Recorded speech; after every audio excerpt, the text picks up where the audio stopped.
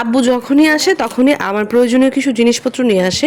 তো এখন আমি যেটা প্ল্যান করেছি, আর আমার মেয়ে হচ্ছে গিফট পেতে খুব পছন্দ করে। তো আব্বু আমার প্রয়োজনীয় যে কোনো জিনিস নিয়ে আসে সেটা হচ্ছে র্যাপিং করে আমার মেয়ের জন্য গিফট হিসেবে নিয়ে আসে। তো আমার মেয়েও এখন চালাক হয়ে গেছে, ও এখন বুঝতে পারে যে এটা তো ওর কাজের জিনিস না, এটা হচ্ছে মামার কাজের জিনিস।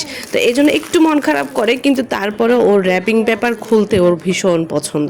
তা আব্বু আমার জন্য যা কিছুই নিয়ে আসে সেটা হচ্ছে র্যাপিং করে নিয়ে আসে ওর জন্য।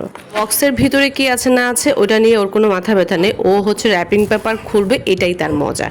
তো এই তো সেদিন আব্বু আম্মু আসছিল, তো আসার সময় তো অনেক কিছু নিয়ে আসছে, তার মধ্যে এই গিফটটা র্যাপিং পেপার দিয়ে করে আমার জন্য কিছু হাফ প্লেট নিয়ে আসছিল, যেটা আমার বাসায় দরকার ছিল। মানে যাই হোক, টুকিটাকি জিনিস আব্বু যখন যেটা চোখে পড়ে সেটাই নিয়ে আসে।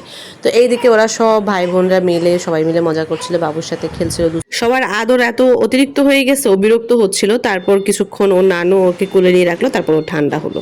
তো এই তো আব্বু তো হুটহাট করে আসে সবসময়, আবার হুটহাট করে চলে যায়।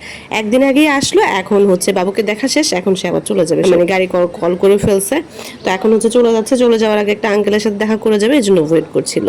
আমি নিচে নামতে পারছিলাম না, তো হচ্ছে সবাই নিষেধ করে নিচে নামার জন্য। তো যাই হোক, আমি বারান্দায় দাঁড়ায় দাঁড়ায় দেখছিলাম। আর ইদানিং এত পরিমাণে ব্যস্ত থাকা হয়, আমার রুমের পাশেই বারান্দা, মানে আমার রুমের বারান্দার যাওয়ার টাইমই পাচ্ছি না আমি। গাছগুলোতে পানি দেওয়া হয় না, তারপরেও মাশাল্লাহ ভালোই ফুল আছে গাছে। আর এইদিকে আমার মেয়ের একটু মন খারাপই ছিল, যে হচ্ছে নানা নানু কালকে আসলো আবার আজকে চলে গেল। তো আব্বু আম্মু কিন্তু অনেক ভোরে চলে গেছে, মানে আব্বু যখন যাবে বলবে তখন সে যাবে, তার অনেক কাজ থাকে, সে অনেক ব্যস্ত। তো যাই হোক, আব্বু আম্মু চলে গেছে, আমার মেয়ে মন খারাপ করে ওরা দুজনে এখানে বসে আছে।